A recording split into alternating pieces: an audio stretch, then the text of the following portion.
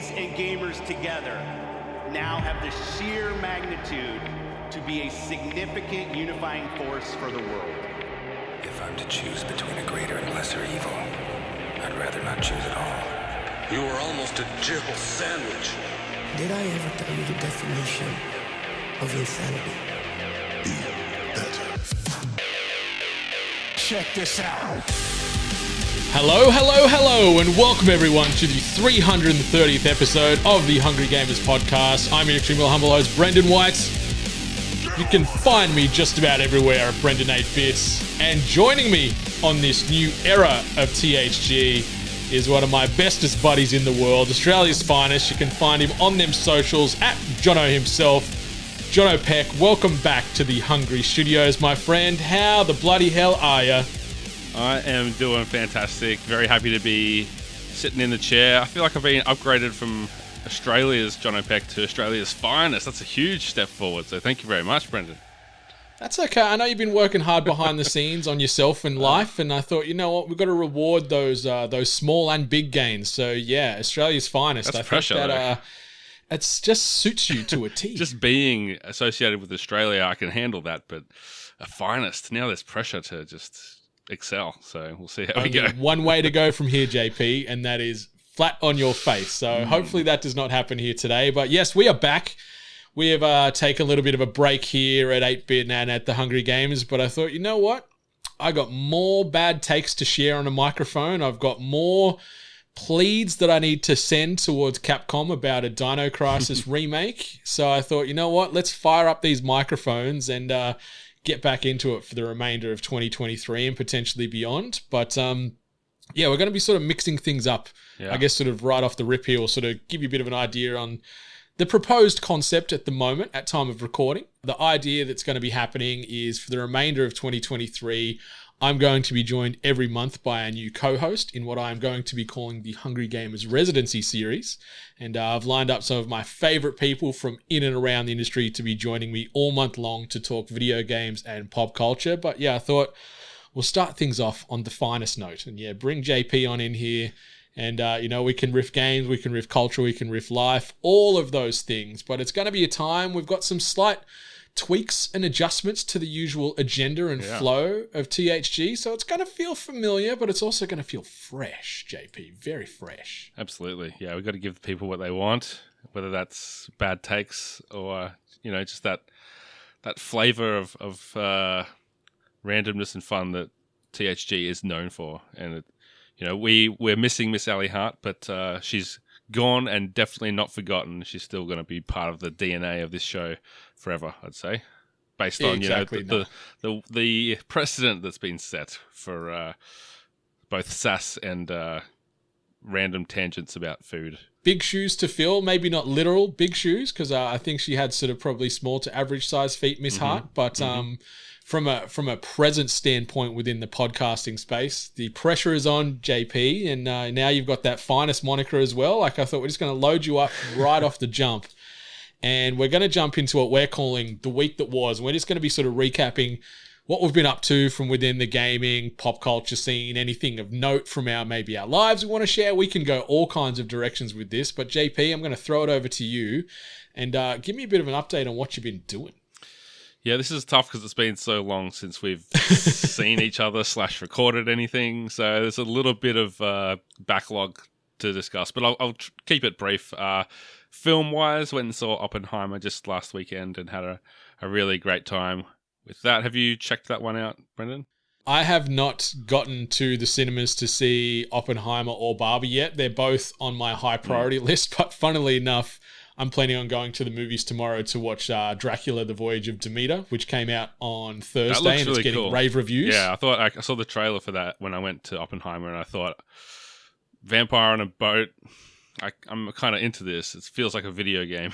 And the comps that they're saying, it's like Alien at sea. Yeah. So okay. like Makes when sense. anyone throws that type of comparison around, I'm like, you have my full attention. I love that this film is just based off a very small or very short story in regards to the journey that the Dracula took from Europe across to London way back when in Bram Stoker's story. And they've sort of spun this up into a whole film in itself, and it looks so creepy and so atmospheric. And yeah, I'm going to be checking that out tomorrow, and I couldn't be happier.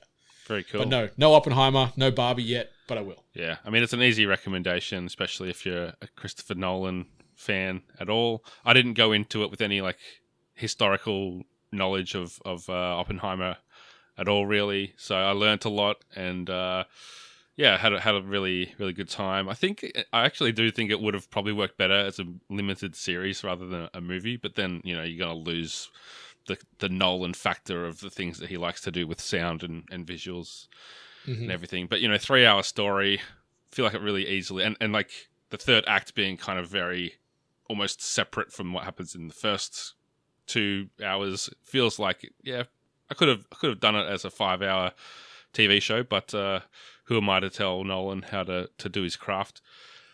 Speaking of limited series, The Witcher was the other series or thing that I've been watching, and I think everyone's probably... I don't know, has everyone been watching it? It feels like the momentum has died down, and this is feeling more like a limited series because I'm not sure where it's going from here. Yeah, no one's like... I've watched both parts of this third season, Henry Cavill's last Geralt-sized hurrah, and it... like, I'm doing my best to avoid spoilers here, but the marketing campaign, the social presence, and even just the series itself at all is a bit of a whimper around the place. Yes. It feels like, and yeah, I'm sad because Henry Cavill as Geralt is phenomenal. It's some of the best casting you could ever do with that. I'm trying to maintain optimism about what Liam Hemsworth's going to bring to the role in season 4, but yeah, there was some really high points in the third season, which I was really vibing with, but then there was a few where I'm like, okay, that's a choice. And then the way the season ended, it felt like there should be another episode or even like another 10, 15 minutes because it's such an anticlimactic ending. I'm just like, okay. It's almost like they knew the writer's strike was happening and they knocked off early or something and they didn't finish it. It's like Bart writing the detention lines on the chalkboard and he's bailing halfway through. That's what's happened here because I'm like, I feel there should be more. I think the third season visually was very impressive and it had some really powerful narrative progression and some really great character development. I think it was probably stronger than season 2 overall because season 2 was a little bit uneven at times, but it didn't touch the first season for me. I think there's a few things going on and one of them is that it's becoming more of a series story, like the books probably and like the games do as well, as far as like her importance in that world. But in doing that, they've kind of pulled back on, Geralt. He's the Witcher at this point. It's a show about him, and I don't think I saw him fight any monsters in season 3. Like there weren't any Witcher contracts being handed out like we like to see those kinds of stories in the first couple of seasons. And like knowing that it was his last episode, just because off camera we know that he hasn't been brought back for season 4, I was thinking like, okay, they've kind of talked about it's going to be this in-universe transition, it's going to be a very meta thing, and I was expecting them to actually get to that and see him off, but it was just kind of this like, see you later, no like going out with a bang kind of thing, just kind of like that's the end. It was almost like a slap in the face to him, like the way that like a WWE wrestler does something off camera and they get punished by doing a job for someone else and then they get squashed and you never see them again. It kind of felt like that. Yeah, like if that was the last frame we see Henry Cavill in The Witcher as, it's going to be very weird because there wasn't any transitional point in that last episode that could make sense to explain why Liam Hemsworth is there. And I'm trying to, I don't want to spoil anything from the books as far as how it could potentially play out, but they didn't set the table in this episode to make it make sense to me. So I'm wondering if there's some extra footage that they shot from that episode that they've sort of kept in the can for maybe season 4, episode 1 to help justify what the heck's going on. Because I'm confused, JP. Yeah. Oh, I guess we'll have to patiently wait and find out. I'll still watch it because I still enjoy it. It's just, it started so well and so almost perfectly cast and written in the first season or so. So yeah, it's I guess it's disappointing that it hasn't lived up to what it could be, even if it's still quite good. Especially when you like compare it now to like The Last of Us being just this perfect adaptation where it is now on its own mountaintop. Where The Witcher, when it first came out, I was like, this is great, this is awesome. It's nailing some of the source material, it's doing some things differently as well. But now it's sort of just middle of the pack with something like Twisted Metal almost, which, you know what? It was dumb. It is very much a post-apocalyptic action comedy, which is what it's explained as on its Wikipedia page. And it didn't overstay its welcome. It was 10 episodes, 25 to 30 minutes each. Really good pace, really good cast. Some stupid-ass moments, some gory moments, some little supernatural elements that they touch on that we might get down the line, which I am very hopeful for. But, dude, I had a fun time with this. Like, it's not an Oscar winner, but it was the embodiment of a good, dumb, popcorn-based viewing. And you could see, like, Rhett Reese, who's the lead writer on this, who did Deadpool and Zombieland. Like, this is Zombieland without zombies as far as the tone. Like, you chuck Jesse Eisenberg here in season 2 or Bill Murray or Emma Stone, any of those, they could weave in and it'd feel like we've got a crossover going on and I wouldn't bat an eyelid. Yeah, I did get those vibes just purely from the post-apocalypse kind of winking at the camera narration kind of thing that they go for.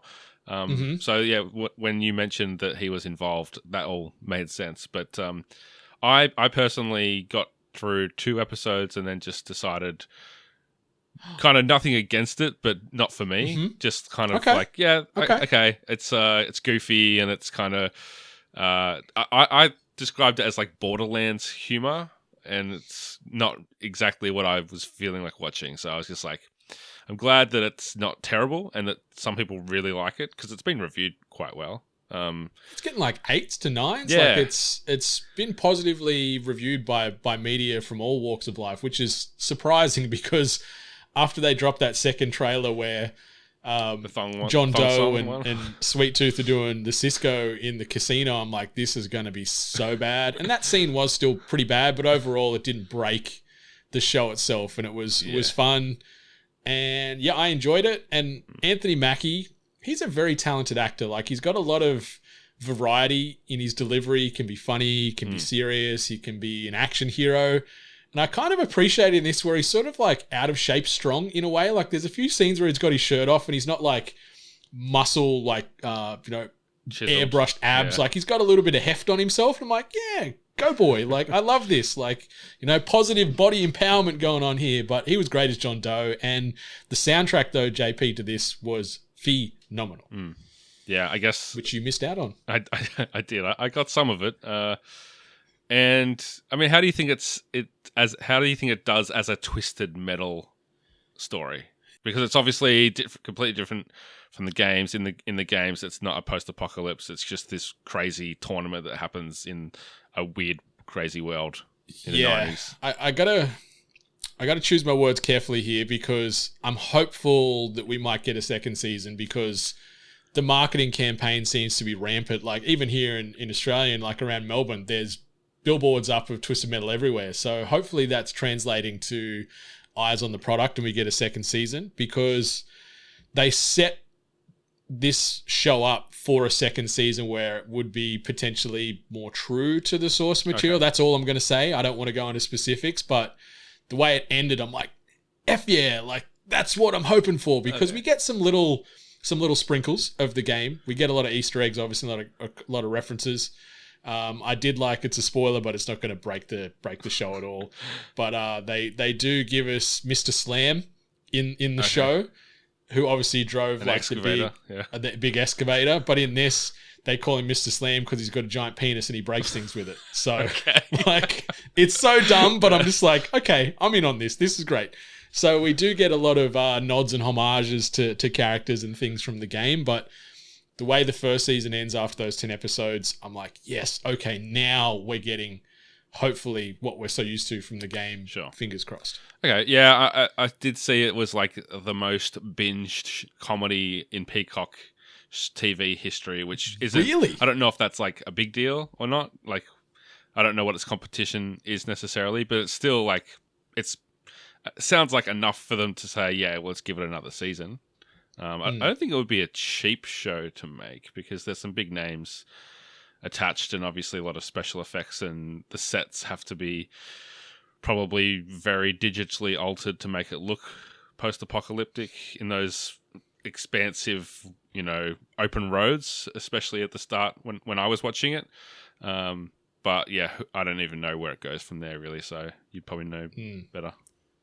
I'm hopeful, and hearing that it is the most streamed comedy on Peacock. Most binged, specifically. Oh, most binged. Yeah, which means that they watched at least like 3 episodes in a row. Oh, okay. Apparently. Okay, I like that. I like weird that metric, concept. but So, that's where we are these days. It's 2023. very weird metric, but I wanted to shout out too because my mum is one of the biggest Yeah. Twisted Metal super fans on planet Earth, and Shout second outs. she finished watching the season, old Mama Loz called me and she was like, "I effing loved it. It was so good. I had a heap of fun with it." So I'm like, all right, if Mama Loz gives Twisted Metal the rubber stamp, then you know what, they've done well here. Yeah, maybe I will finish it. You've given me a little bit more of a reason to go back to it, but It's really fun. In direct contrast to, I watched all of Secret Invasion, and that felt like I was like getting my fingernails torn off with pliers. Wow, like, that it was bad. so bad, man. Like it's one of the worst shows I've watched all year, and they did Wow. Samuel L. Jackson so dirty. They did Nick Fury so dirty. There was so much potential, I think, with this espionage route, and I feel just like they fumbled it Oh, every man, episode, Mendelsohn too. and I just didn't care. Yeah. Were the performances at least solid? Like, we got some really good actors in there. Yeah, I think they did the best with what they had, but the scripting, the pacing, it was just a mess. It's a couple of misses. Is it just a bad idea for a show that they ran with, or did it feel like, I don't know, like Last Jedi-ish in the sense of like someone trying something that didn't maybe work for everyone? Yeah, very, very Last Jedi-ish. Very like we were talking about the writer's strike. It felt like they were just rushing to finish to get it out on time because there was some decisions made in, character development, narrative progression where I'm just like, what? Why? How? But I'm happy. Like, I'm thankful that it was only 6 episodes. It felt like it was 60, but like, I'm happy that it was 6 and I can get off that island because it was not a good time. And like having that and Quantumania being 2 very fresh, burnt, shitty tastes in my mouth from a Marvel perspective, like I'm a bit shook, JP. Yeah, I was talking to Cruzy about this earlier today because he watched it and I wanted to know his thoughts because you and him are the only people I know who've actually watched it all the way through. And I have no interest. Just, it's like the momentum for this universe has pretty much been sucked out for me since Endgame, and there's been things that I've really liked. I really liked WandaVision.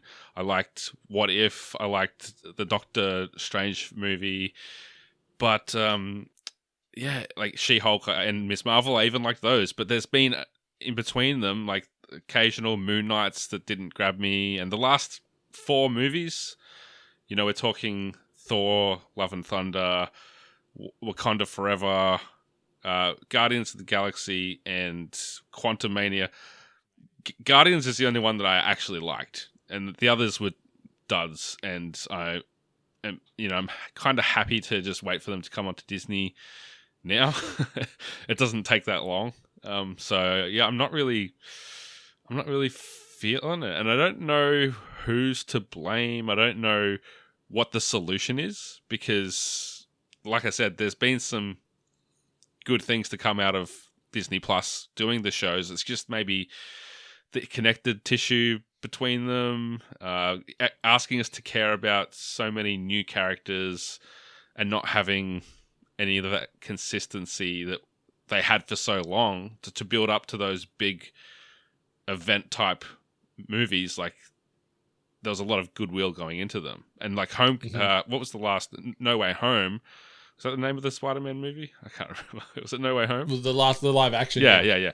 Or was it Far From Home? Anyway, the one that, Andrew Garfield and Tobey Maguire. Yeah. Anyway, that was also the build up of a bunch of other stuff on top of being Spider-Man. So it felt that was that and Endgame were the last kind of ones that felt like there was a build up to something, and that works and that's exciting. And even like the Doctor Strange movie was kind of the result of WandaVision, and it felt like that was there. And I know we're getting like this Marvels with Ms. Marvel and Captain Marvel, and like that's kind of interesting, I guess. But when everything else loses you, it just kind of, like I said, it sucks the momentum out of it, and it feels like they have to win us back. Like they have to. There was a point where you just went to anything that had the MCU stamped on it because you knew you were going to have a good time. But now it's kind of like, what have you done for me lately? Impress me, wow me, dazzle me. Yeah, it feels like they've gotten a little bit complacent, a little bit fat and happy, sitting on their billions and knowing that people will turn up with their wallets and buy the merch and buy the tickets, or check it out on Disney Plus on day one. And with that, it's just watered down the product a little bit, and they haven't taken the time to build up that next wave of heroes. Like they invested so much time into that original grouping of Avengers. And we're getting a little bit of love with some of these ancillary characters that are trying to elevate now, but they don't really have that next wave of, your Tony Stark or, your Robert Downey Jr., your Chris Hemsworth, and like there's just a lot of sort of not B-list actors, but like Anthony Mackie not doing below, it for you this time. Yeah. Anthony Mackie, Twisted Metal, thumbs up. MCU, Hell yeah. thumbs down. Yeah.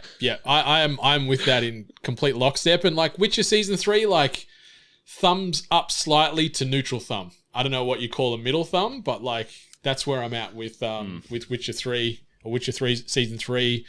Justified City Primeval though, that's a big old thumbs up for me at the moment. More Raylan Givens, the US Marshal played by Timothy Olyphant. I can watch Timothy Olyphant do anything. I love him so much. He's an amazing human.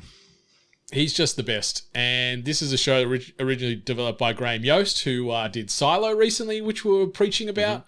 So it's just great, gritty crime drama. And yeah, Raylan Givens / Timothy Olyphant is just like magnetic on screen. I love him so much. And yeah, I'm so happy that this is back, and they've just been sort of drip feeding episodes at the moment. And it's been a very enjoyable watch for me so far. So that's also giving a thumbs up vibe from me from my viewing. As far as thumbs up vibes for games though, JP, I've been playing so many RPGs. Yeah. It's not funny at the moment. Like I have sunk so many hours into Diablo 4 at the moment. We obviously got season 1, like the first season pass or the first, post-launch content of Diablo 4 dropped in the back end of July. I've been smashing away in that pretty hard. I've got 2 characters now in and around level 80. So there's many an hour put into my sorcerer and my rogue, and it's been great. And I've just been playing that pretty much day in, day out until I finally took the plunge and experienced some Baldur's Gate greatness. So I've picked up Baldur's Gate 3. I've installed it not only on my trusty gaming PC here, and it's actually the first game I've actually played on my gaming PC after like a year and a half. Shout out to Aftershock for building this beast and it being ready for Baldur's Gate 3. But I've also been playing it on my Asus ROG Ally handheld mode in bed, which is so good. But this game, JP, like 97 on Metacritic at the moment. Yes. I'm only, let's say, I'm guessing 10-ish hours in. So I've barely scratched the surface. But that surface that I've scratched so far, I am enamored with this game. It is so slick. It is gorgeous. The writing is phenomenal. The combat is great. The weaving in of D&D with roles and things like that is a really cool, interesting wrinkle. Like it's not new to Baldur's Gate fans, but it's very new to me from a gaming mechanic perspective, and I love it. And I can completely understand where this 97's coming from. Like if this game continues the way it's going for me, like it's going to be right up there with Game of the Year. And yeah, I'm in, JP. I am so in on Baldur's Gate, and I'm just disappointed in myself that it's taken me decades to play one of these games, but I'm happy that I've jumped in on 3 because it is chef's kiss. Well, I have to congratulate you on fulfilling your New Year's resolution, which was to dive into Baldur's Gate franchise for the first time. I'm curious about this because just on paper, surface level, all the hype building up to it, I decided it's not for me. But knowing and hearing how good it is, it's kind of got that like Elden Ring effect where it's kind of like, do I have to check it out just to see what it's all about? Because I don't, the genre of being a CRPG is something that kind of is a turn off. Not that I don't like any games in that, but this being high fantasy or whatever it is, it's a little bit less interesting than something like Wasteland or Fallout, like the old Fallout games, 1 and 2. But seeing the amount of people playing it, the sales numbers, knowing that there's not that many people that are into that genre of games, so there must be a huge amount of people that are just checking it out regardless. So that's kind of got me going, do I need to try this and maybe wait for a sale? But I'm more interested now than I was a week ago.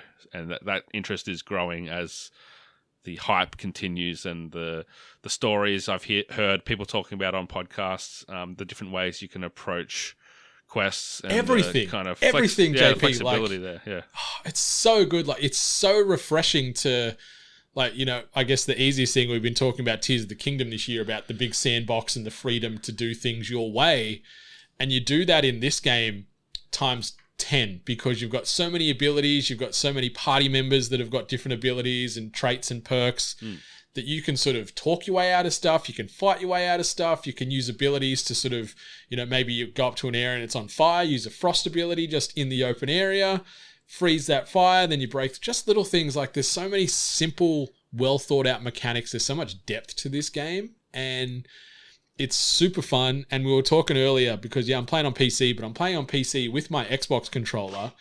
And which sounds crazy. It sounds crazy, but like Larian Games who have done this, who are phenomenal at their craft. Like they did the Divinity series before this, which is another massive, deep, dense RPG. They know exactly what they're doing. And the cool thing with this is when I first loaded up keyboard and mouse, you've got the whole UI set out specifically based off keyboard and mouse. And I'm like, oh, this is fine. Let's see how it goes. Picked up my Xbox controller, connected up to the PC. The UI completely changed. So it changes depending on your on your control scheme. So it just remaps where you and your party is set, where the priorities are, the button rotation. So it's adaptive in that way, which is really, really cool to see. Like, I can't think of a game that's done that before, where it's jumping between the two controller layouts so seamlessly. And It just works on controller, man. Like, the movement feels great on the sticks when you're fighting, jumping around menus and jumping into spells or melee-based attacks or whatever. Very, very intuitive. It just feels great in the hand on the controller. So, JP, when it does come out in about a month's time on PlayStation, maybe give it a looky. On Xbox, somewhere in the future, we don't know when, but they have confirmed there's cross-save. I don't know if there's cross-platform because there is co-op mode available too, so you can play with friends.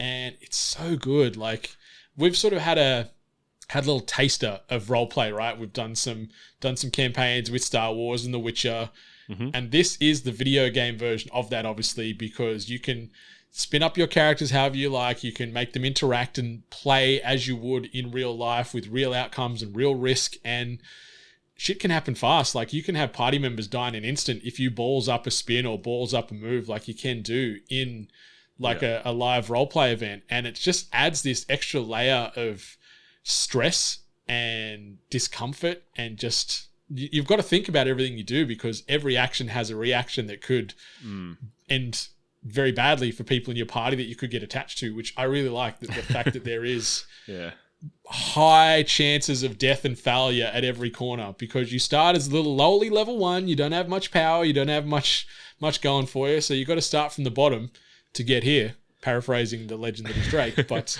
it's so good, JP. I am loving it, and the second we're done recording, I'm going to boot up Baldur's Gate 3 and play more. So not intimidating at all that you've never played a game like this? Was that an accurate assessment? I'd say I'd be lying if I said there wasn't some intimidation there, because there is a lot that they throw at you pretty early on as far as your abilities. Obviously the character creator is very deep as far as race, class, the abilities, your backstory. Like, it's really, I spent like an hour and a half just in the character creator because it's phenomenal. And the models, the character models, beautiful. Nightmare Fury, however you want to make them, like, but they just look stunning on screen. But when you do first start up, there is an option where you can turn off or turn on like tutorial-based hints. I'd recommend anyone that hasn't played it to turn that on because it really helped me. It was a nice little sort of soft handhold through some of these things because you do get into some of these fights, and just naturally you think in an RPG, okay, I have to fight this person to kill it to get through there. There's other ones where you can just avoid the fights and just work your way around it to get to the goal because it could be a time-based thing you've got to do within a certain amount of moves or a certain amount of rounds. So you can sort of do things as you would in a role-play environment in the game, and it's just so well executed. Like Larian Games, this European studio, just peak of their powers with this, man, and it is so good. Yeah. It makes me think, like, you know, how much time you're going to put into it, because I know I've read you can mainline it in like 30 odd hours, but then, like, obviously if you're picking up side quests and getting distracted, it could be 100 plus. So I guess that's a pretty good range if you don't want to spend like the rest of the year playing this, especially like the back half of this year being loaded with so much, especially from September on. So I guess that's it's also the kind of game you probably don't want to put down and come back to after like a month or two away from it. So I think we'll have a few people rushing to get it done before the likes of Starfield and Spider-Man and whatever else is around the corner. And that's the thing, like, they're not the same universe by any stretch of the imagination. Like Starfield's futuristic space exploration, this is high fantasy, but like they're two similar game concepts as far as big open world RPGs. And I'm very curious to know if Bethesda at the moment are going, holy shit, like, you know, we need to stick the landing on Starfield, like, desperately already, but now seeing how good Baldur's Gate's getting reviewed, they're like, the pressure is on because this game has been talked up for many, many years, and I'd say the Microsoft overlords at the top are sort of pushing from down as well, saying this has to be perfect. And I'm very curious to see what happens when it reviews, because it's coming out in like a month's time now, and yeah, everyone's still going to be horny and thirsting for Baldur's Gate 3 because it is a very, very, very special world. It could be a classic Zelda eating Horizon's lunch scenario, or Elden Ring, or, you know, whatever it is. I think you're right, man. I think Baldur's Gate, like, it's not an indie game or anything like that, but I think it is going to be one of the hits of the year, not only from a review perspective, but like you said, the units that they've moved already just for PC only, like when this trickles through to PlayStation and then Xbox down the line, like, it is going to be a financial success for Larian Games. And I couldn't be happier because I've been loving every second I've had in this game so far. Yeah, good for them. Gaming-wise, I guess on my plate, Final Fantasy 16 would be my RPG that's been in the PlayStation lately. I did finish it probably a couple of weeks ago, but thought worth a mention. And I think you were like semi-interested in checking it out, but probably later in the year or next year. I've bought it and I've installed it, really? but I turned it on one day to start playing, and then I think I went, actually, I'm going to go watch some anime. And I turned it off and went and watched anime and haven't gone back. Yeah, and I can see you probably not getting a chance to go back to it till like the end of the year maybe. But it feels that way. I'm sure that you'll enjoy it once you get to it. It is a really good game. It wasn't exactly what I wanted it to be, and there, you know, I've done a little mini review that will go up on 8-Bit's Instagram at some point in the near future. Should be on the socials in the next week. Just because I've been away, I've been off grid for a while, so a lot of that stuff was put on hold. You know, that's on me, hand to heart, saying I'm sorry about that. But we've got some videos getting built out at the moment in the back end, and they should be flowing on just about when this episode drops or slightly after. Yeah. Fingers crossed. So check that out for my, I guess, 60-second review. Can't go into like an incredible amount of detail in that time, but the short version of it is that combat, amazing. The world and story, pretty cool, but there's a lot of bloat for me in this game. A lot of like main quests that feel like they should be side quests and running around and picking flowers type of thing that kind of pulls me out of that main story and makes me care less about what's happening. And that's an issue, but it hasn't been an issue for everyone, just for me and people like me. So if you're on the fence about Final Fantasy 16, the boss fights in itself are probably worth the price of admission because they are pretty spectacular. So there's definitely a lot there for fans of the series. And it feels different from other Final Fantasy games. It's more of as people would have seen, like a Devil May Cry kind of combat approach. But it's going to be one of the games that's talked about at the end of the year. It's probably only going to make it into my top 10 for the year just because it's such a stacked year. And nothing against the game, just not exactly what I want in a Final Fantasy game. But to each their own. Oxenfree 2 was something I was really looking forward to. I was a huge fan of the first Oxenfree. I think you dabbled with it, did you not? I dabbled with it. I had a good time with it. Yeah. Well, back in the day on the old Xbox, it was a good time. Yeah. I played through it multiple times to get the true endings and the kind of different unfolding events that happen when you go for that second time through. This time I just played it once, and I'll probably watched the other endings online.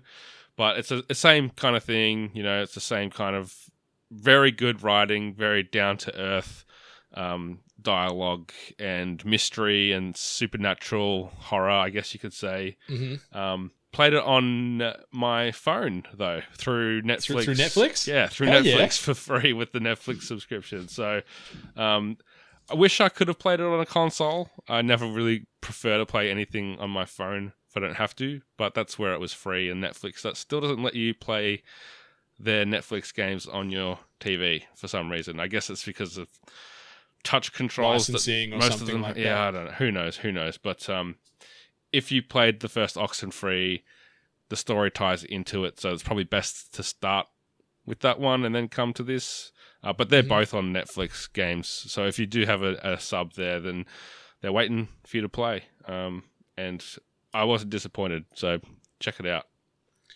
Yeah, I'm keen to give it a look, and I saw doing some digging around the news this past week that the Netflix sort of game hub now has controller support, which is nice. So it makes it a little bit easier to play some of these games. And I really enjoyed the first Oxenfree. And like you said, the writing, it was very relatable. It was very grounded and sort of felt familiar in a way. And I'm keen to get back into that because, the supernatural and the horror elements really check some boxes for me. So I'll have to put this one on my ever-expanding list and check it out when I've got a bit of downtime in the future. All right. Well, that brings us to the end to the week that was. We're going to shift gears into this. News and notes from around the internet, presented by Audio Technica. All right, listeners, and what we're doing here, as far as our regular news segment, we're going to sort of refresh that a little bit. We're only going to tackle sort of a small handful of notable headlines or talking points from around the internet that we've uncovered that we feel could be interesting, entertaining, horrifying, whatever type of emotion. But we've got 3 good little offerings here on the docket today. And the first one I've titled, Gaming is for Everybody, as confirmed by the IGEA. And we've got some words here from over at pressstart.com.au. The Interactive Games and Entertainment Association, the IGEA, has just published brand new data on Australian video game habits for 2023, revealing that the number of Aussies playing video games has increased significantly in the 2 years since it last measured, among some other interesting insight in said report. The headline finding is that a whopping 81% of all Australians play video games in some form, which is up from 67% in the previous report. The organisation compared its results to the AFL finals on Fox and 7, which according to the AFL's 2022 report attracted 56% of Aussies. So if you want to do the quick maths from there, that's 25% more gamers than AFL fans. Other noteworthy figures include a rise in women and girls playing video games, now at a high of 48% across total players identifying as female. The average age is also up slightly to 35 years old, with Aussies on average having spent 11 years of their life gaming. The average time spent playing video games is 90 minutes per day, with 93% of players saying they play to have fun and 70% saying they play to improve mental health. Parents overwhelmingly play with their kids in an effort to connect as a family, and that search for connection continues with 3 out of 4 Aussie gamers choosing to play games with others and 33% saying they made new friends through gaming.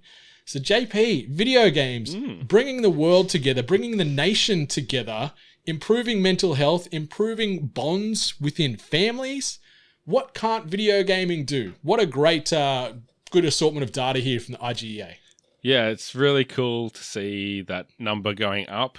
But there's one number that's missing for me, and it's how many of these gamers are playing mobile games only. And that's something that I think some people will have an issue with making the distinction, but I do think that They're not real gamers, Jono. They're not real gamers. I do think there is a distinction.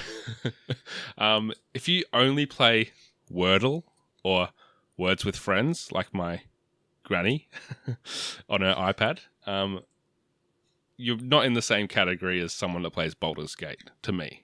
That's, hit me up on socials if you want to have a chat about that. I'm interested in what other people think. And it's not a gatekeeping thing. I just think it's a different category personally. Like it's well, what do you think about that? Because these numbers, like, they just don't pass the pub tests as far as like what we read in this report versus looking around my office at work and being like, hands up, who's a gamer? I'm going to get like a lot of weird looks and people telling me that games are a waste of time and that it's a hobby for kids and the kind of stuff that we all know people think and say.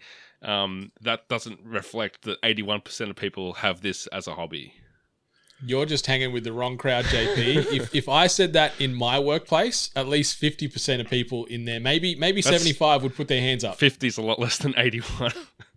Well, maybe 75. Yeah. I'm doing the quick maths in my head right now. Yeah, no, it's definitely higher. Let's forget I said 50. It's up there. Might not be in the 84th percentile there, but it's still high. I work with a lot of middle-aged women, so maybe they're the least likely to play games. I don't know. But maybe they could be part of that mobile gaming revolution you mentioned, or the Candy Crushers and things like that. Because there is a stat in here that also says 94% of Australian households have a device for playing video games. So I think that would be heavily implying phone, a Switch. Well, what do you think? Everyone, at least one person in every house would have a smartphone. You think, right? I think it's possible that 6% of Australians don't have a smartphone. Really? Yeah, well, I guess so. I think so. There's a lot of old people. This is saying of all Australians, so that includes babies that can't play games, like my kids. That's all Australian households. 94%. Yeah. So like the baby ain't renting an apartment by itself. No. That's not what I'm saying. Oh. But I'm saying for the rest of these stats, it's including children, babies, elderly, whatever, everyone. Yeah. So, it makes the numbers more impressive, I think, when you talk about that. But yeah, anyway. Yeah. But the short version of this is that it's positive. Like the numbers are trending in the right direction. Absolutely. And regardless of whether the whole mobile console PC distinction, it is going up. So that's the baseline is going up. So that's cool. I like it. It's encouraging. And even if there is a distinction between the mobile games and the non-mobile gamers, it opens up that conversation to be like, oh, you think games are a waste of time? You don't play Wordle? You don't play Candy Crush? That's a game. And this is something like that, but that has a story and that has evolving mechanics. And it's, something I can play with my friends. And I think it's getting less common for people to not have any concept of that. But there are still people that exist out there that don't know that games have writing or story or narrative or that they're not Pac-Man or Frogger. And you see these things occasionally, these TikToks or tweets or whatever, X's going viral, where X influencer says and now I use X in a different context, but some influencer says something about like games are a waste of time. If your man plays games for more than an hour a day, then he's a child. He ain't no man. Exactly. And like those and that's coming from like a millennial or someone or a Zoomer that should know that games are an art form and as valid as any other entertainment or hobby, but those dinosaurs still exist out there. Yeah, and hopefully they slowly go the way of actual dinosaurs and die out. So maybe not by a big aggressive meteor, but like just naturally through just attrition aging out. Yeah, but I think the best, like the most positive number to see there is that 70% of people say it improves their mental health. Like there is some genuine positivity that can come from gaming. Obviously, there's a lot of toxicity too, which they don't really talk about in this snapshot. There is a full report that goes for several pages that I'll share the link to in the episode show notes. But yeah, Australia is a gaming nation is what we can take away from this. And we love video games more than we love Australian rules football. So, and I wonder how much COVID played into that as well. People that maybe used to play games and dipped out of it when they reached adulthood, coming back to hobbies that made them happy when they were younger, when they had a bit more time at home. So that could be something as well, especially when you throw in that mental health factor. Yeah, no, it's good times. Good times to be a gamer. Good times to be a gamer in Australia, just as long as you're not a mobile gamer, because Jono is coming for y'all. Hey, so I played Oxenfree 2 on my phone, so I'm a mobile gamer now. You're not a gamer, but like, okay, like when you say mobile gaming, you're talking about your Candy Crushes, things like that, because technically you can be like backboning on your phone, playing PlayStation, Xbox. I'm talking about like playing tic-tac-toe on your phone or like Clash, like tic-tac-toe or like what year is this? There's like I've known like farmers that sit there milking the cows and they're playing Clash of Clans in between the downtime. Okay. But then if you said like let's play some Call of Duty, that'd be like nah, like that's for nerds or whatever. Okay, yeah. So you're talking the games, I guess, that almost came out of like Facebook gaming back in the day, where people would jump on. Okay, that's the sort of like my parents play Wordle. They do the Wordle every day, but they wouldn't never say that they play video games. They're gamers. Yeah. But little do they know that they do play video games. I got news for them. You're in this. Yeah. This report says you're a gamer.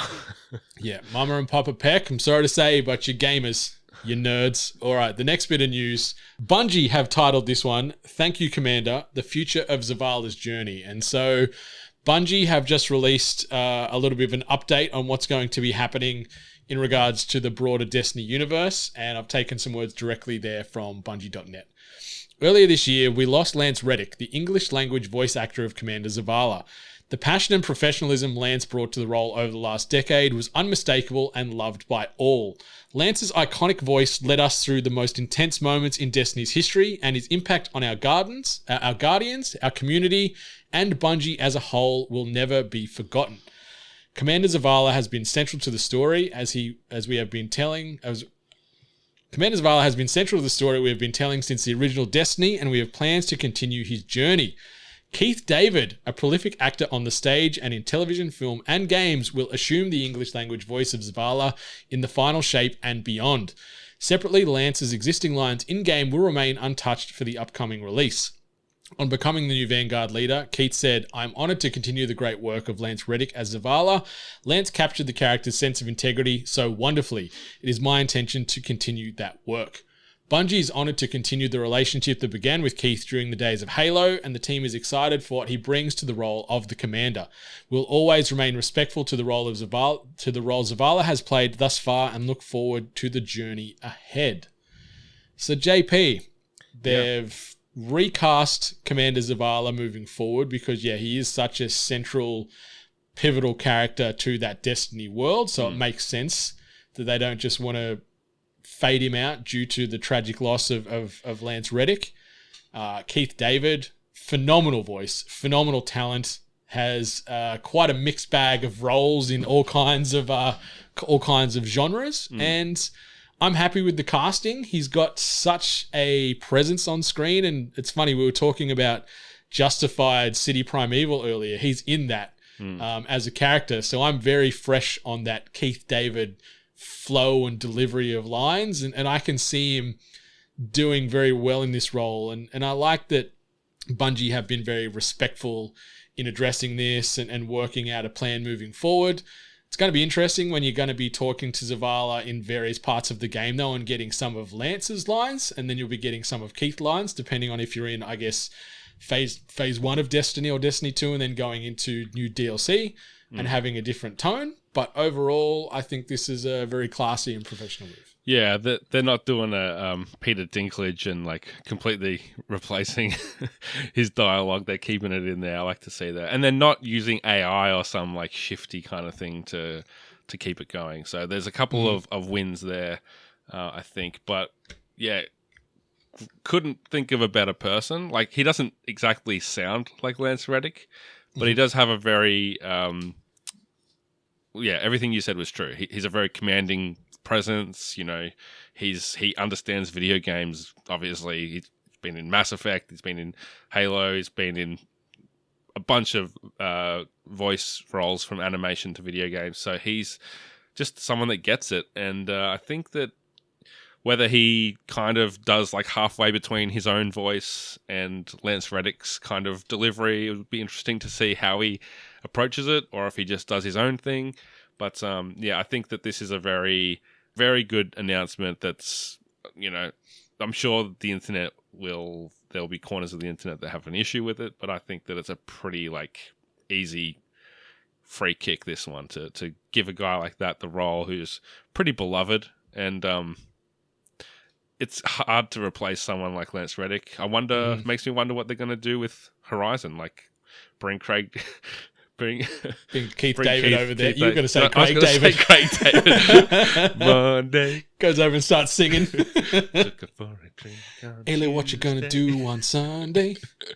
Yeah, so will they bring in Craig or Keith David to replace... I wonder what Craig David's up to these days. To Horizon for that Silence performance, or will they find someone that sounds or does an impression of Lance Reddick? I think either way would be an okay move to do, but the tough part with that silent role is they're using his likeness, where Zavala obviously is an awoken character with like a blue skin, just using Lance's voice. So that's going to be interesting to see how they navigate that over at Guerrilla. But they'll probably write him off. I think would make more sense to kind of just, you know, I have to go back to my home planet, kind of like... Yeah, Poochie styles.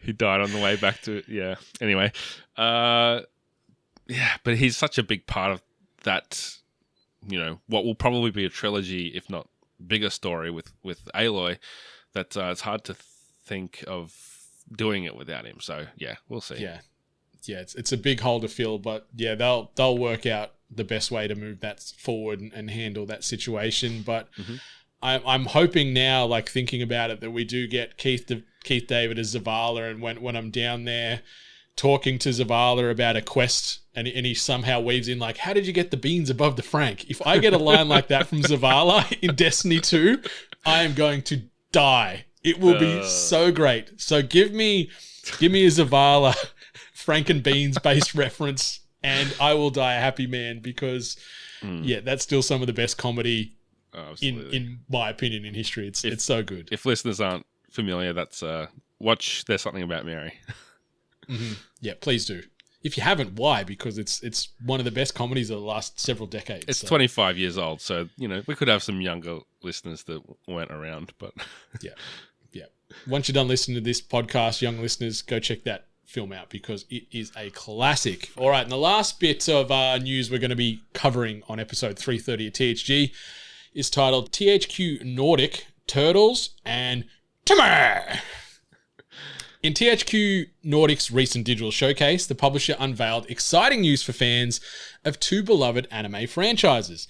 South Park Snow Day is a co-op adventure game taking players on a snow-covered quest to save the world. The teaser trailer showed a 3D art style, a big departure from the show's classic animation style that's been used in the franchise's most recent hits, The Stick of Truth and The Fractured But Whole. The game is developed by Question Games. The California-based studio has previously worked on first-person titles The Magic Circle and The Blackout Club. While a game genre hasn't been announced, we did get some gameplay footage in the teaser that shows a top-down perspective suggesting either battle arena combat or an action-adventure approach like Marvel Ultimate Alliance or the LEGO Star Wars franchise, for example. Snow Day is set to release on PC, PlayStation 5, Xbox Series X/S, and Nintendo Switch next year. Another intriguing reveal was the official reveal of Teenage Mutant Ninja Turtles: The Last Ronin, inspired by the comic of the same name, where a lone surviving turtle embarks on a mission for justice in a battle-torn New York City. Although the game was first announced in a March interview, there is a little more official now that we know that the developer is Black Forest Games, known in recent years for the Destroy All Human series. A release date is yet to be announced, but The Last Ronin is confirmed as current gen only. So we're talking PlayStation 5, Xbox Series X/S, and PC platforms. So JP, I've got to say, even though the art style is a big departure from what we're used to on the South Park games, Snow Day looks like a ton of fun. It looks like it captures that same crude insanity that South Park has perfected over the last several decades. And from what I understand, it's apparently co-op, so you can play it with friends. So bring it on. It looks fun, and I'm down for some Snow Day. Yeah, I wish they showed a little bit more. I know it's early days, but we didn't get a ton. Like, there was just a few quick little shots of the combat happening, and it did make me think of, maybe Marvel Ultimate Alliance or the Lego kinds of combat games where you're running around attacking and using your different abilities and that kind of thing. So that might be the way it goes. I think only Cartman's voice was the one we heard in the trailer, which makes it feel like it's really early. But apparently coming next year. And the fact that it's this 3D style, I don't know, is it going to work? I don't know. It feels a little bit like when The Simpsons went 3D for that one episode and Homer steps into the grid. But South Park's messed around with different art styles before on the TV show. Like, there was like an anime episode, and there's been like...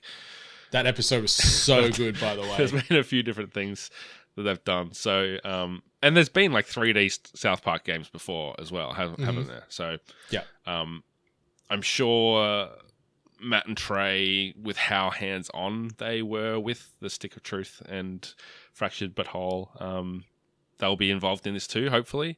And I just hope that it's as good as those games, because they're awesome. And I'm kind of skeptical based on the short bit that we saw, but hopefully Question Games can deliver. It's not the kind of thing that they've done before based on just a couple of their recent games. It feels like this is going to be a lighter experience of South Park. Like, Stick of Truth and the Fractured But Whole are such great RPG adventures with deep combat, really fantastic storytelling, but this feels like it's almost going to be like, it's not going to be Fall Guys, but it feels like it's going to be big open world fun, maybe not a huge amount of story. It's more so going to be about the chaos and playing with your friends, which will be fine. I'm not sad about that, but I feel it's going to be a big step sideways compared to Stick of Truth and Fractured But Whole. Yeah, for sure. And then The Last Ronin, this was announced kind of like in a March. It was like a very like executive type announcement. Like, it was like an earnings kind of interview with Paramount or something. It wasn't like a real game dev kind of detail that we went into. So the official announcement that it's coming is really exciting. That hadn't heard of the Last Ronin comic until March when they announced that, and it sounds really cool. It sounds really interesting, and I just hope that they deliver with what looks like a pretty gritty story that I don't want. It's really dark, like it's heavy. Yeah, it sounds like could be a bit of narrative heft to that. And knowing that they've done like those Destroy All Humans games, which are meant to be really fun. I haven't played them, but they've put out a couple of them in a short amount of time that, from what I know, have been really well received and popular and fun and well made. So it's not some Smeagol Golem game kind of situation where it's just like, here's a big IP, do your best, and we'll see what you can do with it. Like, this sounds like a legit developer that has like a bit of experience with combat and that kind of fun quirky tone. I hope that, and judging from the teaser, this looks kind of dark and a bit more artistic and gritty. And I hope that that's the direction that they go. It's a bit of a balance when it's Ninja Turtles that you have to kind of please a lot of different groups. But yeah, very, very curious to see how it develops. Yeah, it's very different tonally to what most people know the Ninja Turtles to be or be about. But I think it's going to be great. I've read parts of The Last Ronin, and it is a hell of a read. And if they can sort of translate some of that written and visual content to the game space, I think we could be in for a bit of a gem whenever it is that comes out. And I like that it's confirmed for current gen only as well. So we'll get best build at launch, touch wood. But yeah, that brings us to the end of those 3 pieces of news, and we're going to jump into a brand new segment. Miss Allie Hart's Carousel of Chaos. Anarchy! I don't even know what that means, but I love it! All right, so listeners, what is Miss Allie Hart's Carousel of Chaos, I hear you asking? Well, that is a damn fine question, and JP, you're probably asking the same thing too. So, what it will be, in essence, is a rotating segment of games, fun, and madness that will occasionally inform and hopefully entertain. And each week we're going to be tackling different things like Clan or Sham, the cost of Cameo, working title on that one that could change, this week in gaming, who am I, and many more. So every week we'll be cycling through certain games between ourselves. I'll host some of them. Jono might host other ones. Other hosts might host other ones, etc., etc. But we just want to try and bring a little bit of fun, a little bit of lightheartedness to our THG. And JP, what we're going to be doing this first week with that working title, work in progress, that I've called the cost of Cameo, is what I've done is I have scoured Cameo and looked at the various video game and pop culture based stalwarts on there. There is many. There's up to nearly 6,000 people on Cameo that you can throw good money to talk to you and do all kinds of things. And I wanted to do a little bit of a game here where I'm gonna mention 4 people that are currently listed on Cameo, and you need to rank them from like cheapest to most expensive. So it's sort of like, remember in Price is Right, where they've got to sort of try and place the items as far as least expensive to most expensive. And if you get it right, you'll get a prize. I don't know what that is, but I'm sure it's going to be fantastic. Okay. But I'm going to give you the Cameo actor or the Cameo creator's name.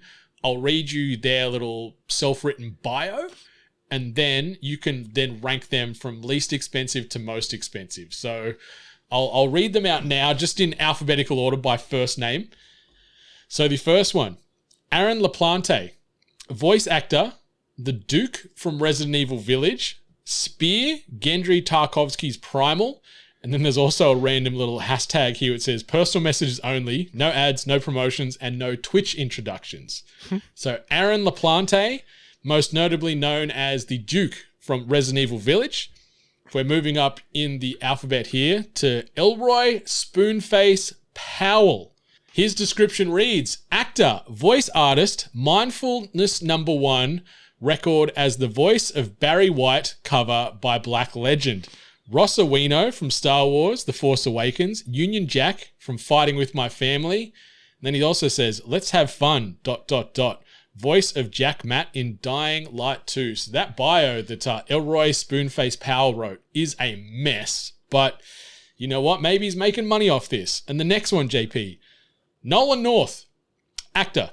Uncharted series, Assassin's Creed, Deadpool, Pretty Little Liars. I'm that guy in the show / movie / game you may have played, watched / ignored. So we've got Aaron LaPlante, Elroy Spoonface Powell, Nolan North, and the last one we have is Vulcan, former original Australian and British gladiators, James Bond actor and pro wrestler. So JP, he needs no rank introduction. these cheapest to most expensive from a Cameo booking perspective. Okay. I believe Vulcan was in The World Is Not Enough, which is one of the worst of the... I think it's... Yeah, those Pierce Brosnan ones kind of went downhill, didn't they? Yeah. Vulcan. I've got to put Nolan North at the top. He is a voice actor. He's the kind of person people would want to. They would go there looking for Nolan North to do a, Nathan Drake message, happy birthday, whatever it might be. So I've got Nolan North up the top. Do you want to have a guess do you want to put a value on what you think he charges? Like, we won't measure you off that, but just for my own interest and the listeners' interest, how much do you think Nolan North would charge? Haven't been on Cameo for a while, so I don't know how inflation has kind of messed around with all this stuff, but I'm going to guess $400 for Nolan North. Okay, so $400 for Nolan North at the top.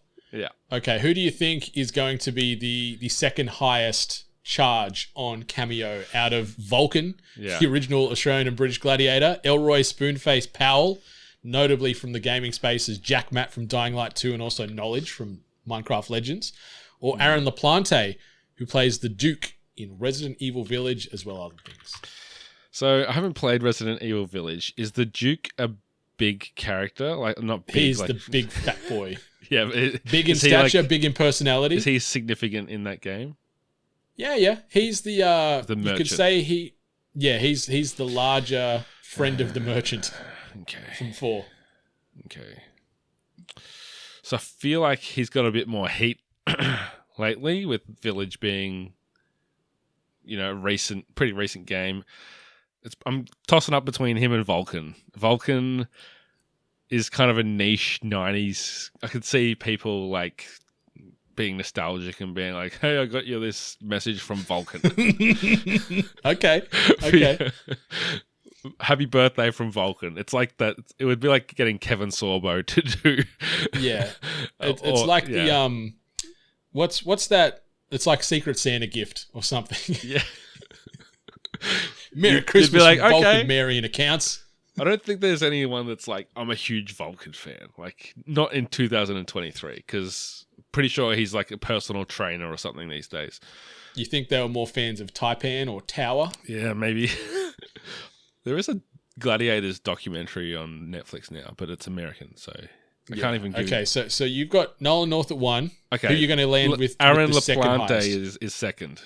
Okay, how much do you think he charges for his vocal talents? $125. $125. Okay, and then are you going to say Elroy Spoonface Powell or Vulcan is in the third and fourth Vulcan spots? next. At 3? Okay. Elroy doesn't seem to have done anything impressive, to be honest. Maybe he's really talented.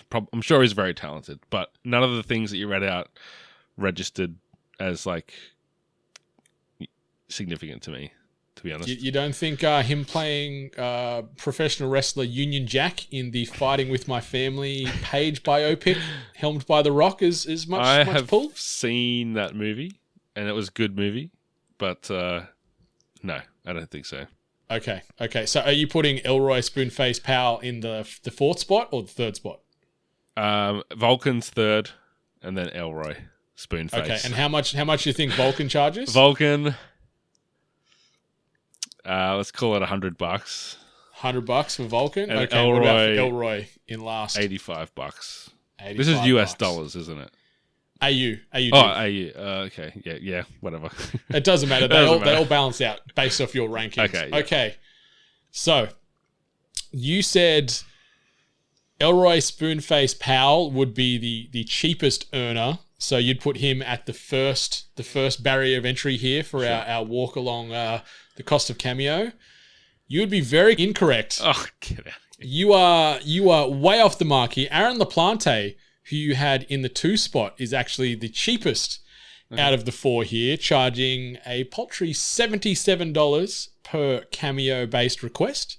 So Aaron LaPlante is the Duke in number 4. Mm-hmm. You had Vulcan as your number 3, where you think he's charging $100, but the actual third place on this list is Nolan North. Seriously? In third, and he only charges $154 per Cameo exchange. That's a bargain.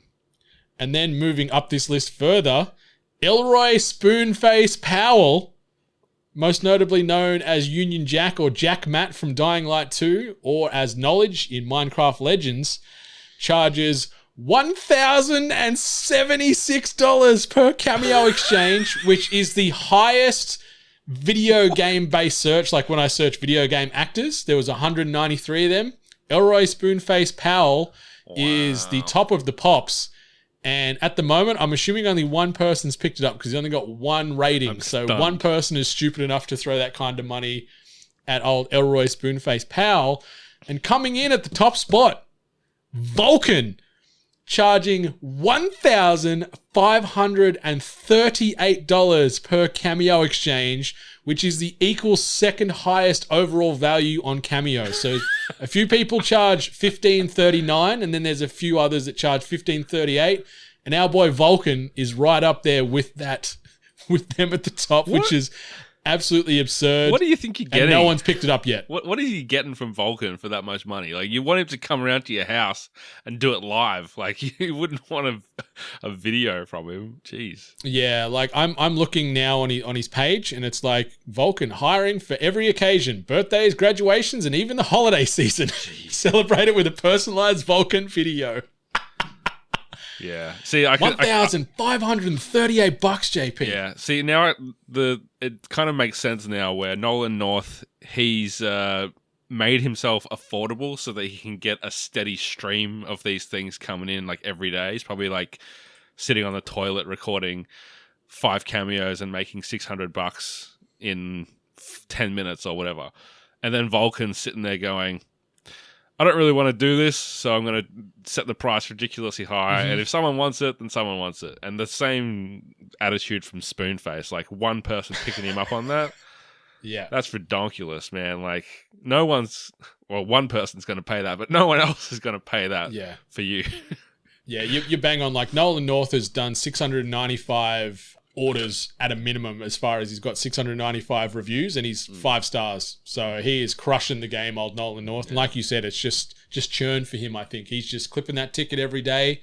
But Vulcan and Spoonface, I think they need to reevaluate their own potential worth here, because that'd be crazy. It's like their agent just like set it up for them, and they went, do this, set it for this price. I don't really want to do it, but I'll do it for that.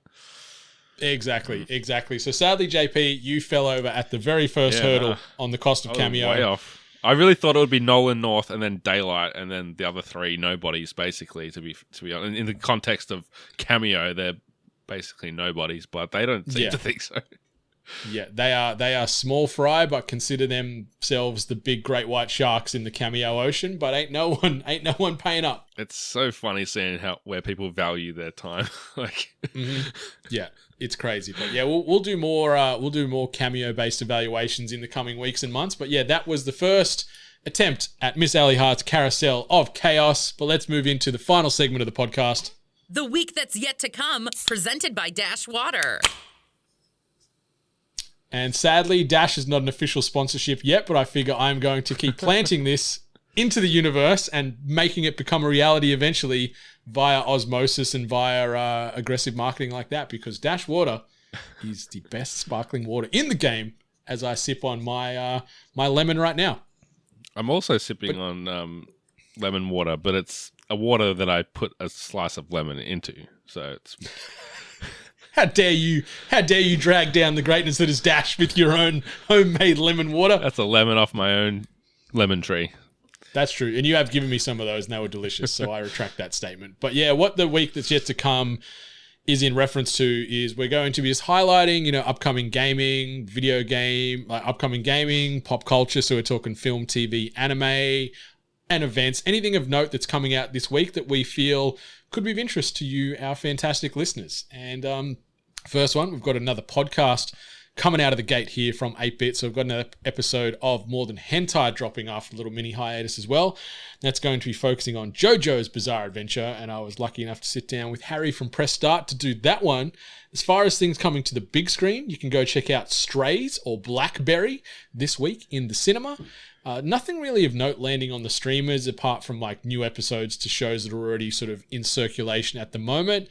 And as far as a couple of games that I wanted to highlight that are, coming out this coming calendar week as well, we've got Moving Out 2, Vampire Survivors making its way to the Nintendo Switch, Madden NFL 24, as well as the Texas Chainsaw Massacre. So JP, anything on that list I've just mentioned, raising an eyebrow to you, anything that's giving you some incentive to jump on in and play or watch?